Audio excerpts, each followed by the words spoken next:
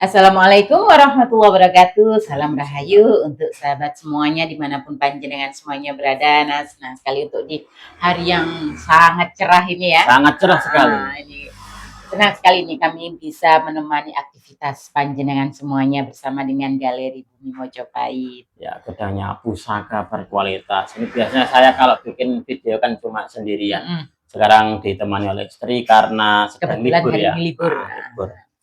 Nah, mungkin untuk di episode kita kali ini saya akan melanjutkan lagi dari beberapa koleksi yang kemarin kan sudah paripurna, yang sudah selesai diwarangi dan juga sudah selesai diservis warangkanya. Salah satunya adalah pusaka ini nanti yang akan saya jadikan sebagai bahan review kita.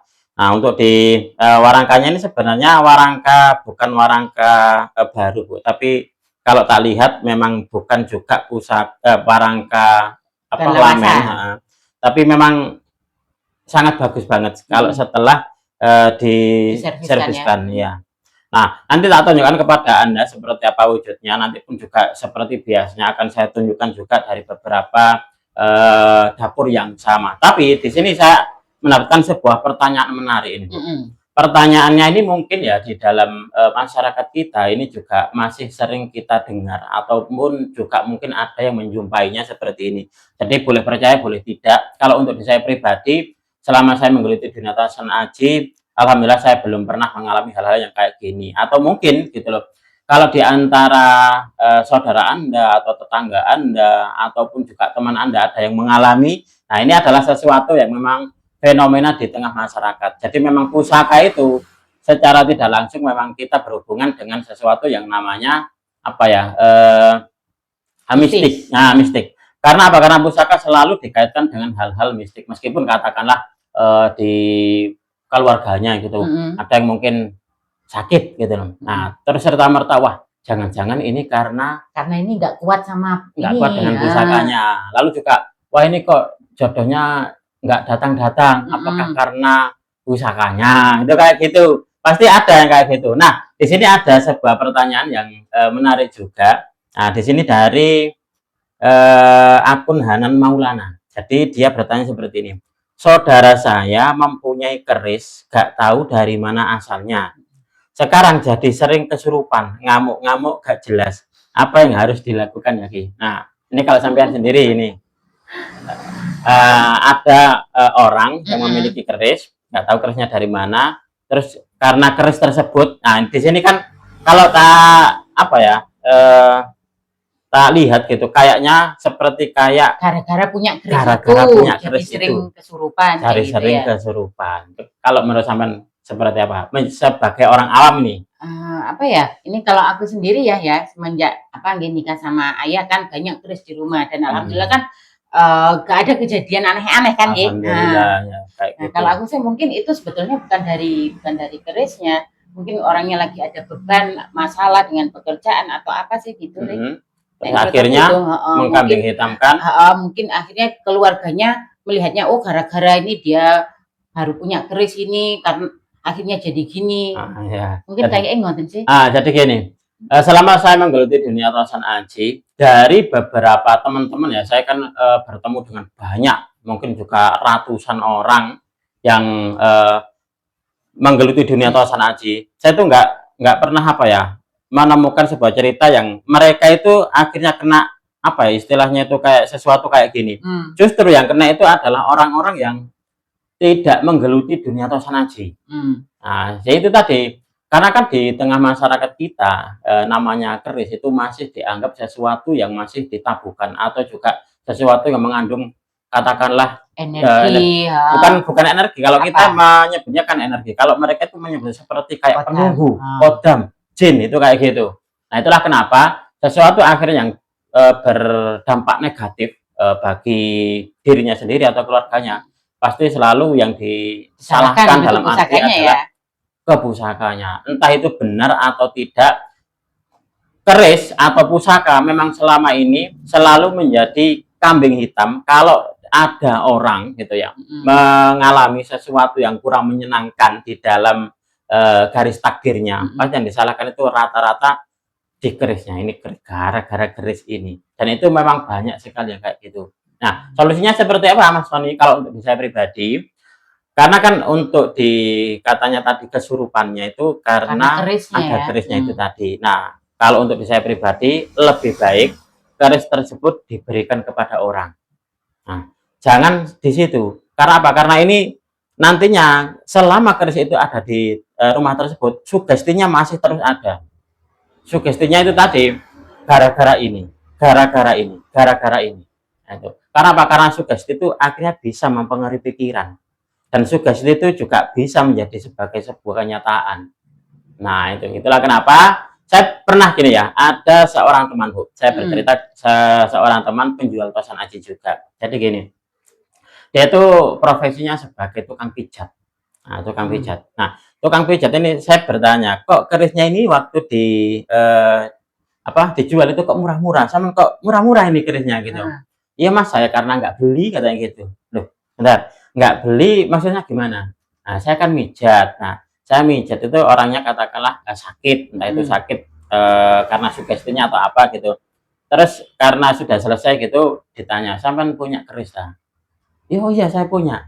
Sudah, kerisnya di anu pakai saya saja, jangan kesampaian nanti. Jangan disimpan gitu Jangan ya? disimpan, biar saya dipek lah ibaratnya. Dipek itu apa ya? Kalau bahasa Indonesianya? Apa ya? Dimiliki? Diminta ya, diminta kerisnya. Jadi ibaratnya upahnya dia itu mintanya ya keris-keris itu tadi. Sangat bagus sekali sebenarnya. Karena kalau kita upahi, atau kalau kita beri upah kan mungkin cuma 50.000. Nah, tapi kalau keris kan bisa sampai jutaan juga. Ya. Pinter banget dia tuh. Saya gini, wah pinter. Nah, itu kayak gitu. Jadi mungkin di antara sobat BMC mungkin juga ada yang mengalami hal seperti ini. Saya tidak gini ya, oh hal tersebut ini apa cuma mitos. Enggak, saya enggak bilang seperti itu. Jadi kalau untuk saya pribadi lebih baik pusaka yang dijadikan katakanlah itu tadi dijadikan biang kerok tadi mending diberikan kepada orang lain ataupun juga dijual. Nah, itu seperti itu daripada menghuni di rumah tersebut. Karena apa? Karena kalau tetap menghuni di rumah tersebut, saya yakin banget setiap hari itu sugestinya ke pusaka itu yang akan disalahkan. Ini gara-gara ini, gara-gara ini, gara-gara ini.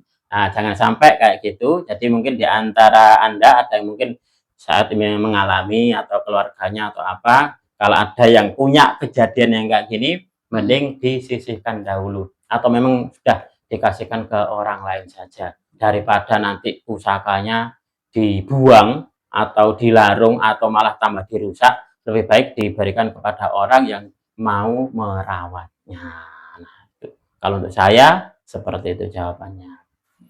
Nah, itu mudah-mudahan bisa sedikit menambah apa ya wawasan. Jadi tetap saya kalau untuk di saya itu selalu tak ambil apa ya sisi netralnya.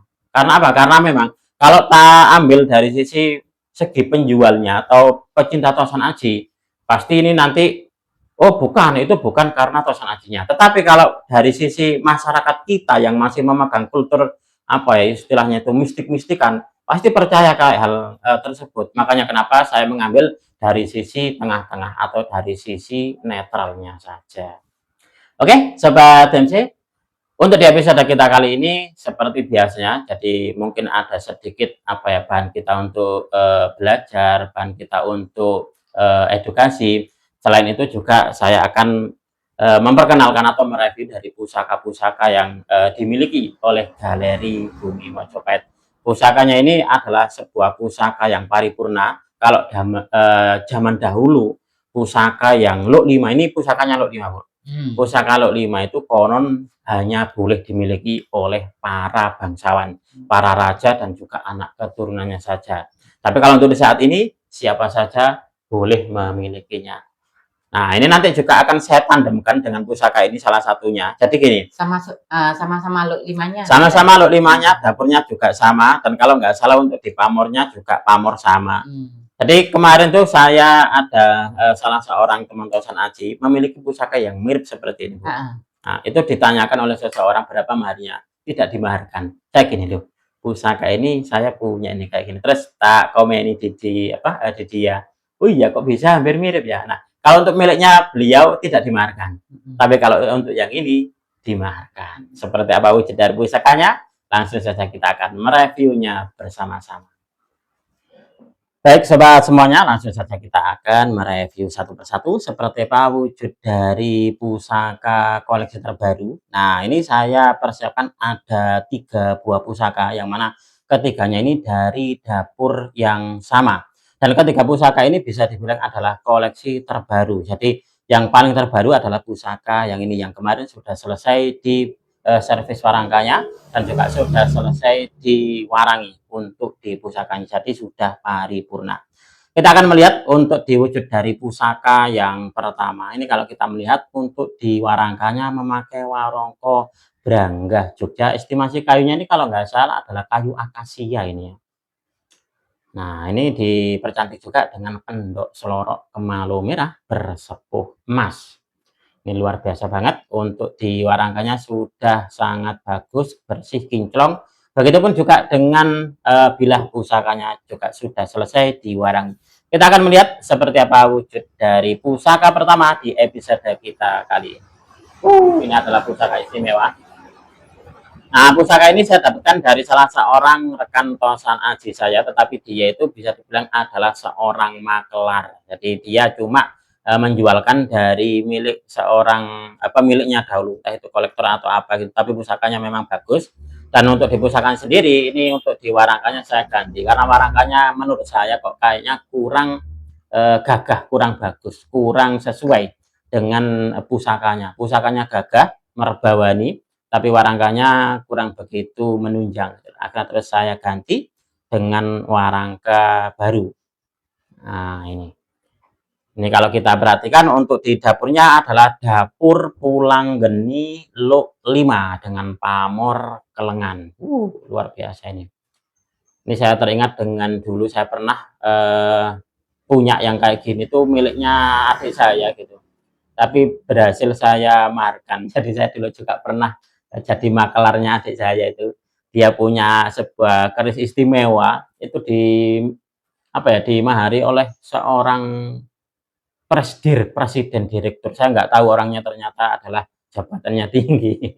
Waktu itu juga termahar berapa? 9 juta atau 10 juta waktu itu. Nah, pusakanya hampir-hampir mirip seperti ini.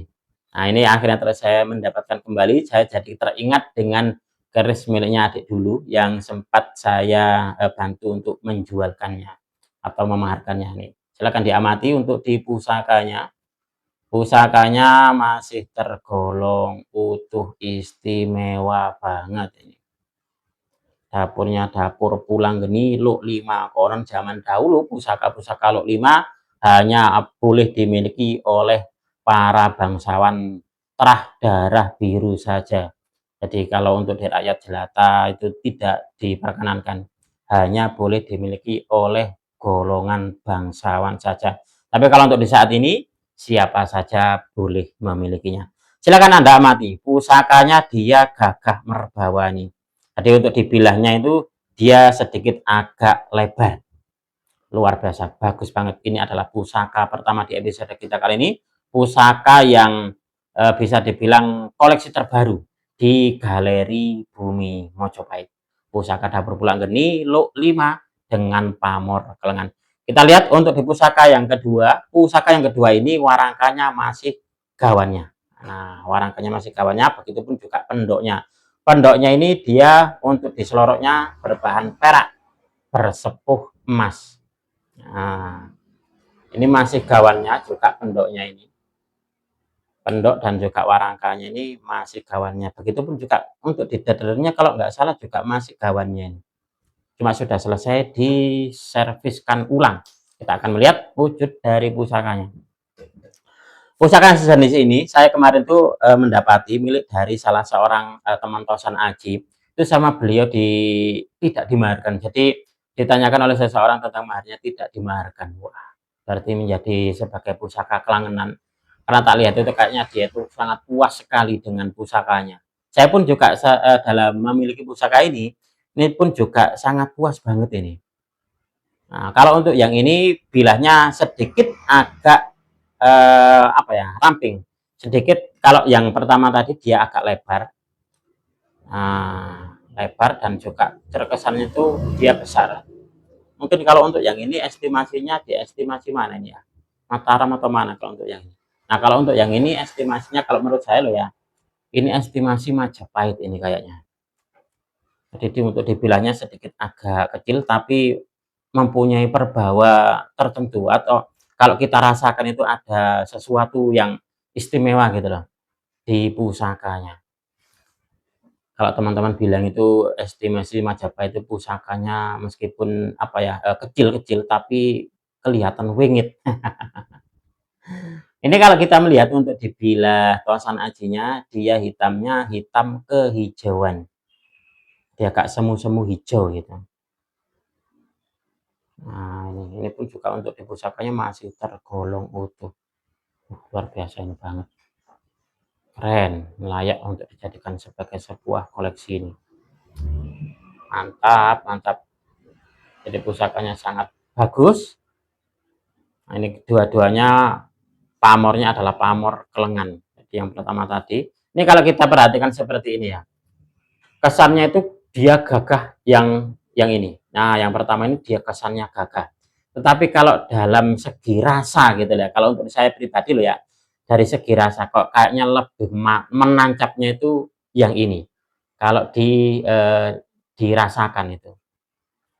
Tetapi tiap orang berbeda-beda dalam memilih dari koleksi-koleksi tosan ajinya. Ini luar biasa banget. Bagus. Makanya kenapa milik dari salah seorang rekan tosan aji saya itu enggak dimarkan. Jadi seperti kayak dijadikan pusaka kelangenannya sendiri gitu. Kalau untuk di saya ini dimaharkan. Kita lanjut untuk di pusaka yang ketiga. Nah, ini pun juga untuk di warangkanya, warangka gawannya nih. Ladrang Solo Gandar Iras ini masih gawannya. Kita akan melihat seperti apa wujud dari pusakanya. Nah, ini pun juga kalau kita melihat untuk di bilah tosan ajinya dia agak kecil ya, agak ramping. Nah, jadi lebih ramping daripada yang pertama dan yang kedua. Ini minyaknya. Kalau dikeluarkan dari warangkanya ini minyaknya langsung breng gitu. Padahal ini sudah selesai diwarangi. Ini kalau saya menciumnya seperti kayak aroma minyak apa ini ya? Wangi banget itu. Padahal ini sudah selesai diwaragi. Kalau kita raba ini dia rabaannya halus banget. Nah, meskipun kalau Anda lihat ini teksturnya seperti kayak kasar, tetapi kalau kita raba ini dia halus banget. Dan ini pun juga kalau untuk saya pribadi masuk di estimasi Majapahit. Baunya, berengnya itu wanginya enak banget. Nah, ini meskipun nggak saya minyaki, dia sudah gondo atau membawa bau minyaknya yang terdahulu. Dan bilah pusakanya ini dia rabaknya halus banget. Nah, seperti ini kalau terkena cahaya dia berpendar ya. Nah, dipulen banget ini untuk dibilah tosan ajinya.